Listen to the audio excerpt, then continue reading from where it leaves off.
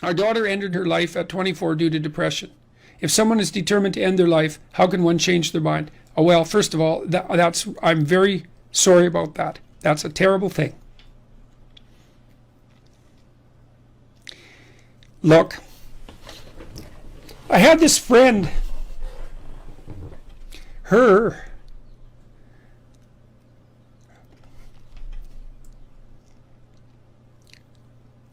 sorry. There's been a lot of depression in our family, so it's a question that cuts close to the bone. Anyways, I had this friend, a friend of my parents, and her granddaughter committed suicide, you know. She was just beating herself up about that. What could have I done? What could have I done differently? This is the problem with suicide. It leaves everybody behind thinking, oh my God, what could have I done? I could have treated the person better. I could have listened. I could have been there. It's like, and she was just beating herself up about this, really feeling that she wasn't a useful person, that she'd failed as a grandmother. She's a really good person, you know. And so I went for a walk with her, and I said, and she's married, and she likes her husband, and he's a really good guy.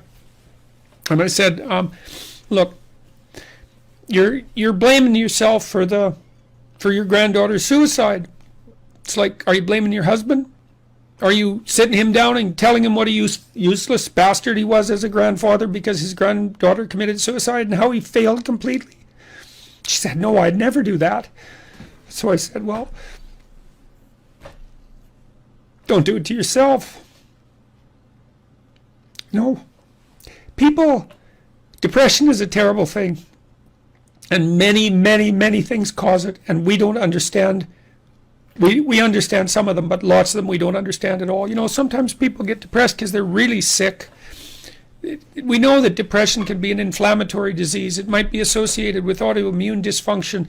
There's lots of reasons that people get depressed, and depressed people can go places that are so dark you just cannot imagine it. And it isn't necessarily the case that you can always rescue someone, you know. But drowning yourself in the aftermath of a suicide is not helpful. So there's a good room for self-forgiveness there, you know. I mean, maybe you did some things you shouldn't have done that were reprehensible and all of that, but you don't want to beat yourself up. Remember the presumption of innocence, right? Innocent until proven guilty. And you have to apply that to yourself. I think there are times when people are so depressed that there isn't anything that anyone can do. You know, and the depressed person thinks, and this is probably the worst part of it, the depressed person thinks,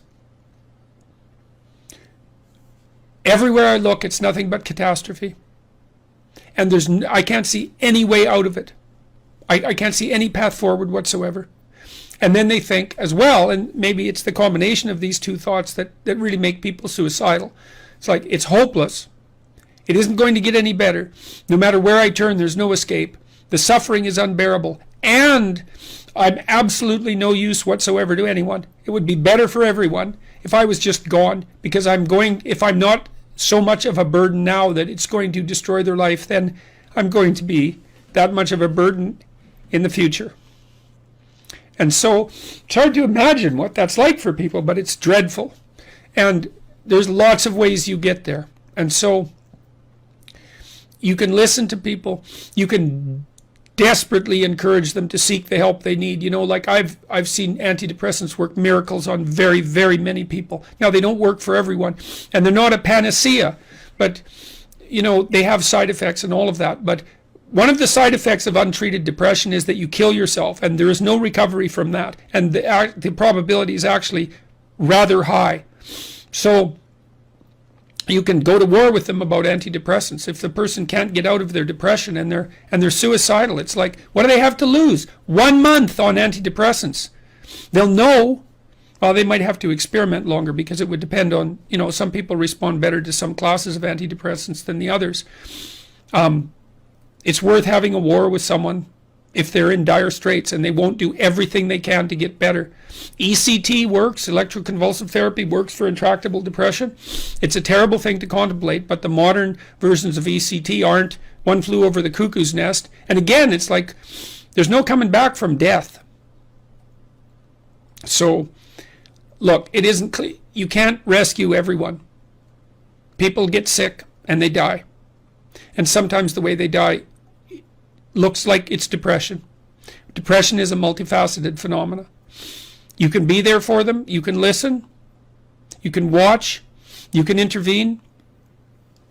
You can try to understand. You can hold them accountable. You can do all of those things.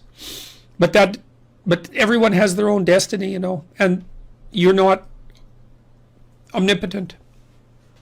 And so sometimes a catastrophe occurs, like your daughter's. And then you should try to drag the least amount of misery forward that you can. Once you recover from your grief.